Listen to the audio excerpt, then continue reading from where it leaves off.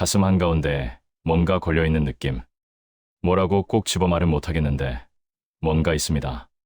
답답하다고 하기엔 좀 다르고 슬프다고 하기엔 이유가 없고 그냥 뭔가 있습니다.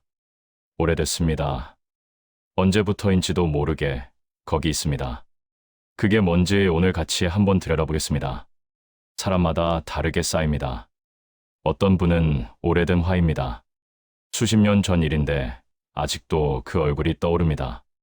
이미 끝난 일인데 생각하면 지금도 가슴이 뜨거워집니다. 어떤 분은 걱정입니다. 크게 나쁜 일이 있는 것도 아닌데 이유 없이 마음이 무겁습니다. 어떤 분은 두려움입니다. 낮에는 괜찮은데 혼자 누우면 올라옵니다. 이 몸이 앞으로 어떻게 될지, 내가 없으면 저 사람은 어떻게 될지, 내 인생이 이게 다였는지 다 있습니다. 한꺼번에 다 있는 분도 있습니다. 오래 사신 분일수록 쌓인 게 많습니다. 그게 당연합니다. 오래 살았으니까요. 많이 겪었으니까요. 많이 사랑했으니까요. 사랑하지 않은 사람은 걱정도 없고, 기대하지 않은 사람은 화도 없고, 잃어본 적 없는 사람은 두려움도 없습니다. 그러니까 지금 그게 있다는 건 그만큼 살아오셨다는 뜻입니다. 그런데 그게 너무 오래, 너무 혼자 쌓여 있었습니다. 누구한테 말하기도 애매합니다. 자식한테 말하면 걱정시킬 것 같고, 친구한테 말하면 나만 약한 사람 되는 것 같고, 혼자 삭히다 보니 어느 순간부터 그냥 이게 일상이 됐습니다. 아침에 눈 뜨면 그게 있고, 밥 먹다가도 문득 그게 올라오고, 밤에 누우면 또 거기 있고, 그 무게를 혼자 들고 오셨군요. 잠깐만 내려놓겠습니다. 지금 이 자리에 잠깐만. 없애는 게 아닙니다. 다 해결되는 것도 아닙니다. 그냥 잠깐 내려놓는 겁니다.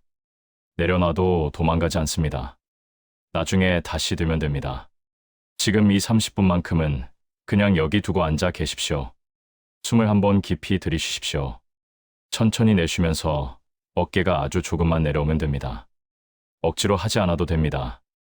그냥 숨이 나가는 길에 어깨가 따라 내려오게 두십시오. 그게 시작입니다. 부처님은 이렇게 말씀하셨습니다. 고통은 피할 수 없다. 그러나 괴로움은 선택이다. 억울하게 들릴 수 있습니다. 내가 선택해서 이렇게 된 것도 아닌데. 하지만 이 말의 뜻은 이겁니다. 비를 막을 수는 없지만 비 속에서 어떻게 서 있을지는 내가 정할 수 있다는 것. 파도를 없앨 수는 없지만 파도 위에서 어떻게 버틸지는 내가 배울 수 있다는 것. 오늘 그 방법을 같이 찾아보겠습니다. 화, 걱정, 두려움 이 셋을 차례로 꺼내 들여다보겠습니다. 설명이 아니라 이야기로, 머리가 아니라 가슴으로. 화에 대해 먼저 이야기하겠습니다. 왜 화를 먼저 꺼내느냐 하면 화가 가장 무겁기 때문입니다. 오래된 화일수록 더 무겁습니다. 젊을 때의 화는 폭발합니다. 소리도 지르고 문도 쾅 닫고 그러다 어느 순간 식기도 합니다. 그런데 나이가 들면 화의 성질이 달라집니다. 폭발하지 않습니다. 그냥 안으로 쌓입니다. 꾹 눌러 담습니다. 그게 더 낫다 싶기도 하고 화를 내면 내가 손해다 싶기도 해서요. 그렇게 쌓인 화가 어느 날 가슴 두근거림이 되기도 하고 소화가 안 되는 느낌이 되기도 하고 아무 이유 없이 눈물이 나는 날이 되기도 합니다. 당신 안에도 그런 화가 있습니까? 오래된 것일수록 더 선명할 수 있습니다. 수십 년이 지났는데도 그 사람 얼굴이 떠오릅니다. 그때 그 말 한마디가 귀에 생생합니다. 이미 끝난 일인데, 이미 지나간 일인데 왜 아직도 내 가슴 안에 살아있는지 모르겠습니다. 그건 당신이 이상한 게 아닙니다. 그건 상처가 깊었다는 뜻입니다. 그리고 상처가 깊다는 건 그 안에 그만큼 소중한 것이 있었다는 뜻입니다. 부처님 시대에 앙굴리말라라는 사람이 있었습니다. 이름만 들어도 알만한 세상이 다 아는 악인이었습니다. 그는 사람을 해치고 그 손가락으로 목걸이를 만들어 걸고 다녔습니다. 마을 사람들은 그가 보이면 달아났고 군인들도 그와 마주치길 꺼렸습니다. 그런데 부처님은 그 앞에서 걸음을 멈추셨습니다.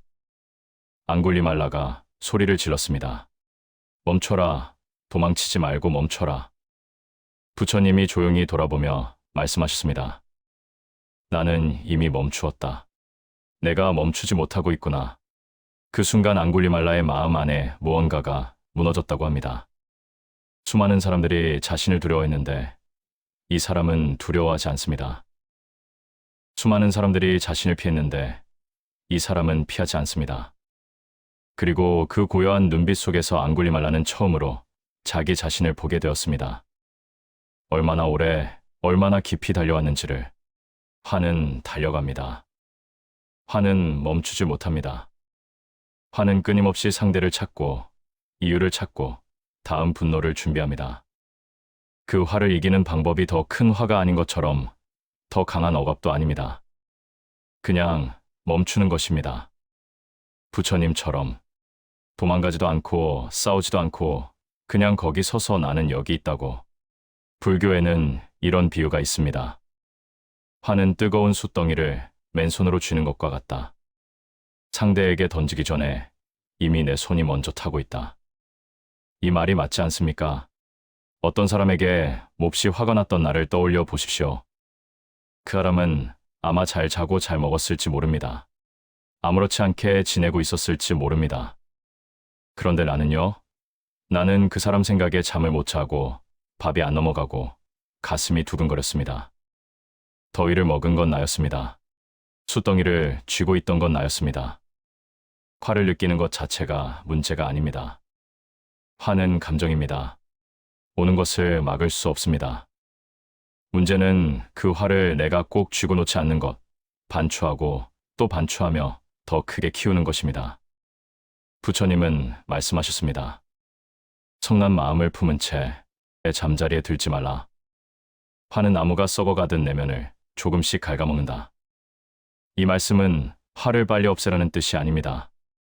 화가 나면 그냥 억지로 지워버려 하지 말고 그날 안에 어떻게든 한 번은 바라보라는 뜻입니다. 바라보는 것과 없애는 것은 다릅니다. 없애려 하면 화는 저항합니다. 더 단단해집니다. 하지만 그냥 바라보면 화는 조금씩 자기 이야기를 꺼내기 시작합니다. 잠깐 지금 한번 해보실까요? 지금 이 순간 마음 어딘가에 화가 있습니까? 있다면 어디에 있는지 느껴보십시오. 가슴인가요? 목인가요? 명치인가요? 이마 어딘가인가요?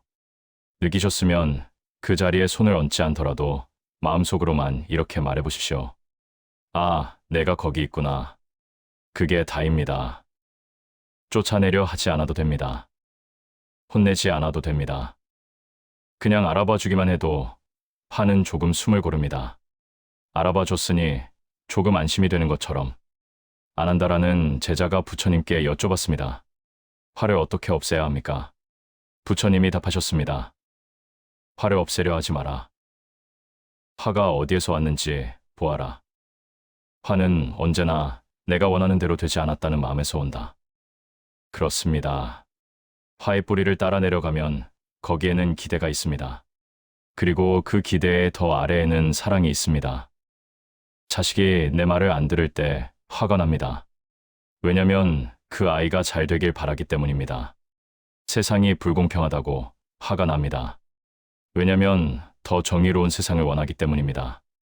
내 몸이 예전 같지 않다고 화가 납니다. 왜냐면 아직 하고 싶은 것들이 있기 때문입니다. 화가 많다는 건 아직도 세상에 바라는 것이 있다는 뜻입니다. 아직도 사랑하는 것들이 있다는 뜻입니다. 그러니까 화는 나쁜 마음이 아닙니다. 화는 사랑의 다른 얼굴입니다. 다만 좀 거칠게 표현됐을 뿐입니다. 그 사실을 알게 되면 화를 대하는 마음이 조금 달라집니다. 저게 아니라 오해받은 친구를 보듯이. 화 다음에는 걱정 이야기를 해보겠습니다. 걱정은 화보다 조용합니다. 소리를 내지 않습니다. 그래서 더 오래 갑니다.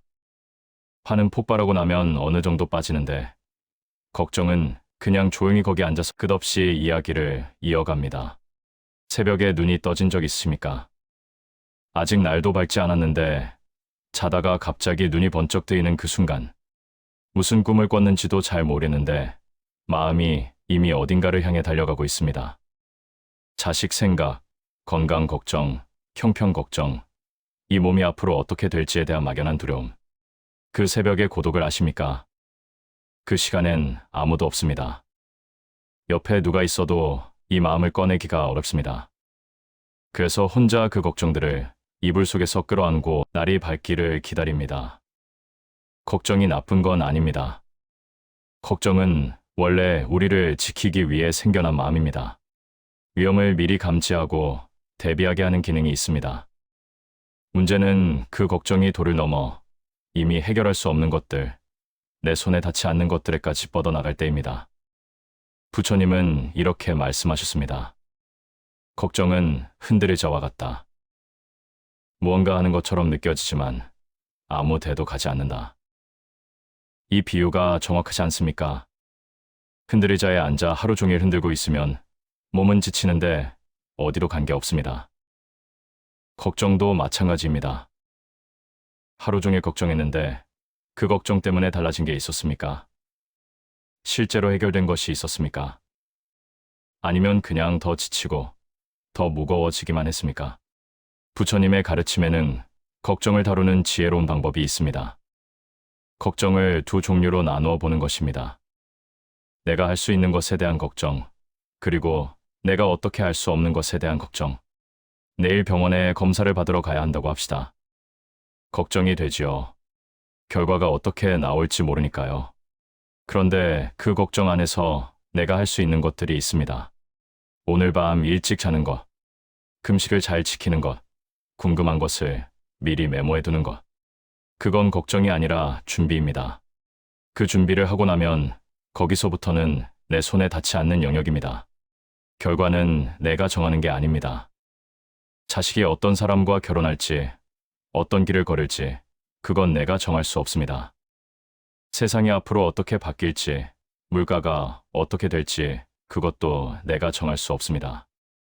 내가 언제 아플지, 언제 이 세상을 떠날지, 그것도 내가 정할 수 없습니다. 그런데 우리는 이 정할 수 없는 것들을 붙들고 밤새 걱정합니다. 바꿀 수 있는 것은 바꾸어라. 바꿀 수 없는 것은 받아들여라. 그리고 그 둘을 구분하는 지혜를 구하여라. 이 말은 포기하라는 뜻이 아닙니다. 체념하라는 뜻도 아닙니다.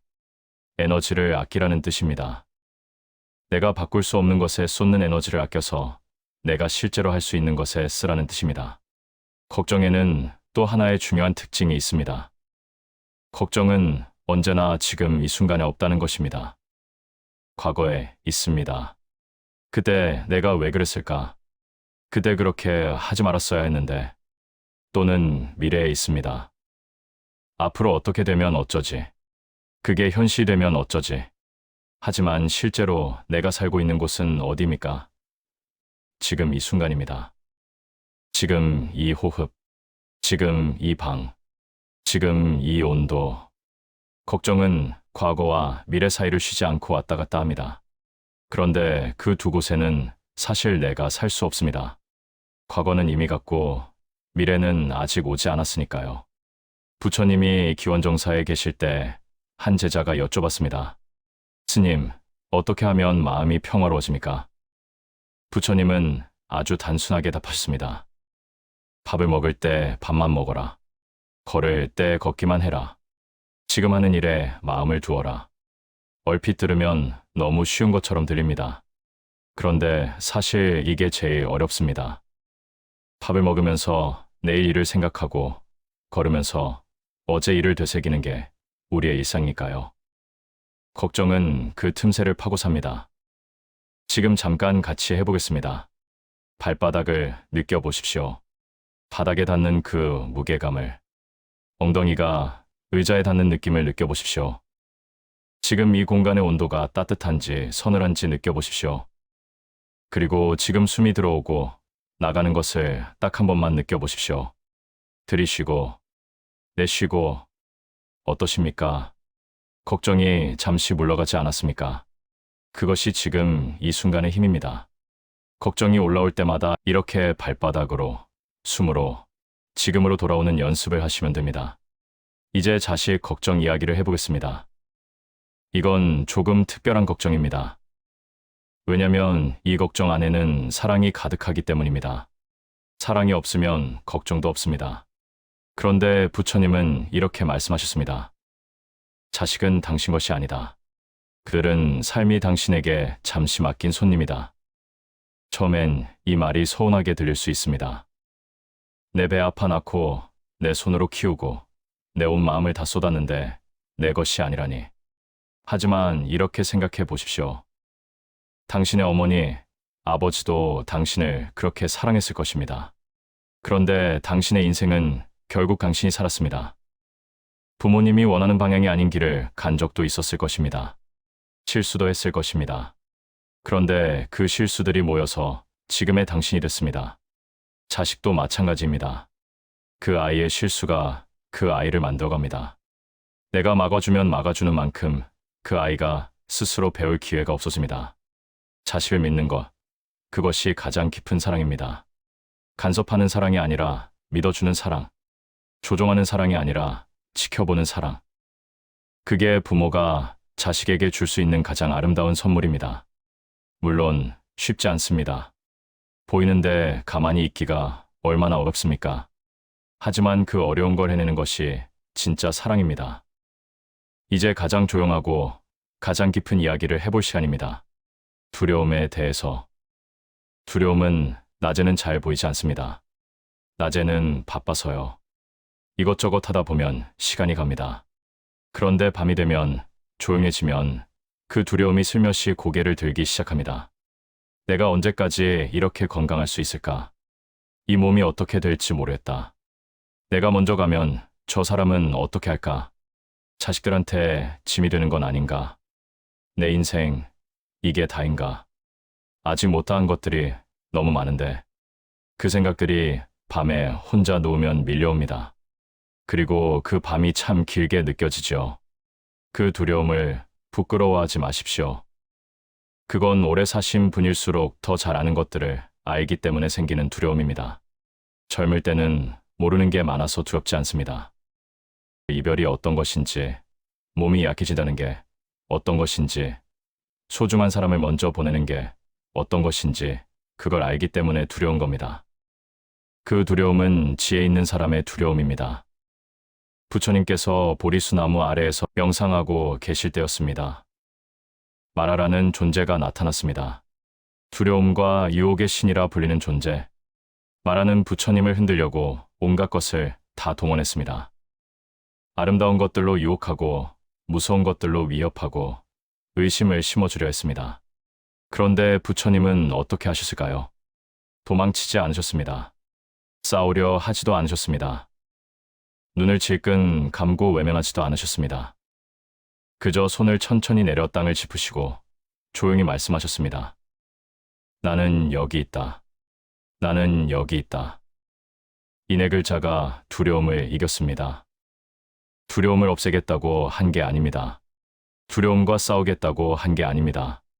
다만 두려움 앞에서 사라지지 않겠다고, 나는 여기 있다고, 그걸 선언하신 겁니다. 두려움은 우리가 도망칠 때 더 커집니다. 우리가 외면할 때 더 단단해집니다. 그런데 그냥 거기 앉아서 두려움을 바라보면 두려움은 생각보다 많이 사라집니다. 밤에 두려움이 올라올 때 이렇게 해보십시오. 그냥 거기 누운 채로 마음속으로 말해보십시오. 나는 여기 있다. 나는 지금 여기 있다. 두려움도 알겠다. 그런데 나는 여기 있다. 나이가 들면 가장 깊은 두려움이 결국 하나의 질문으로 모입니다. 나는 언젠가 이 세상을 떠나야 한다. 그게 두렵다. 부처님은 이 질문을 피하거나 금기시하지 않으셨습니다. 오히려 제자들에게 가장 먼저 가르치셨습니다. 태어난 것은 반드시 늙는다. 늙은 것은 반드시 병든다.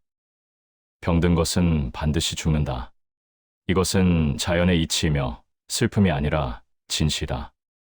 처음 이 말을 들으면 더 슬플 것 같죠.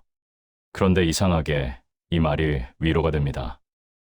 왜냐면 이 말은 당신만 그런 게 아니라는 말이기 때문입니다. 이 세상 모든 생명이 그 길을 걷습니다. 꽃도, 나무도, 사랑하는 사람도, 부처님 자신도 모두 그 길을 걸었습니다. 당신이 두려워하는 그 길은 혼자 가는 길이 아닙니다. 지금까지 살다 간 모든 사람이 먼저 걸어간 길이고 지금 이 순간 살아있는 모든 사람이 언젠가 걸어갈 길입니다. 당신은 혼자가 아닙니다. 그리고 부처님은 이렇게 가르치셨습니다. 과거는 이미 갔다. 미래는 아직 오지 않았다. 지금 이 순간만이 진짜다. 지금 이 순간 당신은 살아있습니다. 숨이 들어오고 나갑니다. 이 소리가 들립니다. 몸 어딘가가 따뜻하거나 아프거나 피곤합니다. 누군가가 그립거나 보고 싶거나 미안하거나 감사합니다. 그 모든 것이 지금 살아있다는 증거입니다. 살아있다는 건 보통 일이 아닙니다. 생각해 보십시오. 지금까지 살아오면서 얼마나 많은 것들을 버티셨습니까? 가난했던 시절, 몸이 힘들었던 시절, 이별했던 시절, 실망했던 시절, 아무것도 뜻대로 되지 않던 시절, 그 모든 것을 지나서 오늘 여기까지 오셨습니다. 그게 얼마나 대단한 일입니까? 당신이 살아온 그 세월, 그 하루하루가 전부 공덕입니다. 그 버팀이, 그 견딤이, 그 살아냄이 전부 당신의 힘입니다. 그 힘이 지금도 당신 안에 있습니다. 이 오늘 하루를 회양합니다. 처음에 가슴 한가운데 뭔가 걸려있는 느낌이라고 했습니다. 오늘 그게 다 사라졌습니까? 아마 아닐 겁니다. 그래도 됩니다. 오늘은 그냥 그게 거기 있다는 걸 같이 봤습니다. 혼자가 아니었습니다. 그게 오늘의 전부입니다. 오늘 우리는 화와 함께 앉아봤습니다. 화를 없애려 하지 않고 그냥 바라봤습니다. 화 아래에 사랑이 있다는 것도 함께 봤습니다. 걱정과도 함께 앉아봤습니다. 내가 할 수 있는 걱정과 할 수 없는 걱정을 나눠봤습니다. 그리고 지금 이 순간으로 돌아오는 연습을 해봤습니다. 두려움 앞에서도 도망가지 않고 나는 여기 있다고 말해봤습니다. 완벽하게 내려놓으셨습니까? 아마 그렇지 않으실 겁니다. 그래도 됩니다. 오늘 조금, 내일 또 조금. 그렇게 조금씩 쌓이는 것이 수행입니다. 한 번에 다 되는 건 없습니다. 아침마다 세수를 하듯 매일 조금씩 마음을 씻는 것입니다. 함께 발언을 해보겠습니다. 소리 내지 않아도 됩니다. 마음속으로만 천천히. 오늘 내 안에 있던 화가 조금 가라앉기를. 오늘 내가 붙들고 있던 걱정이 조금 가벼워지기를. 오늘 밤 두려움 없이 편안히 쉬기를. 내가 사랑하는 모든 이들이 행복하기를. 그리고 나 자신도 행복하기를. 부처님은 이렇게 말씀하셨습니다. 모든 존재들이 행복하기를. 모든 존재들이 평화롭기를. 모든 존재들이 고통에서 자유롭기를. 그 모든 존재들 안에 당신도 있습니다. 당신도 행복할 자격이 있습니다. 당신도 쉬어도 됩니다. 당신도 내려놓아도 됩니다. 당신이 살아온 것만으로 이미 충분합니다. 마음이 무거운 날이 있으면 언제든 다시 이 자리에 오십시오. 여기는 항상 열려 있습니다. 판단하지 않습니다. 다그치지 않습니다. 그냥 같이 앉아 있겠습니다. 나무 아미타불, 나무 아미타불, 나무 아미타불. 부처님의 자비기원,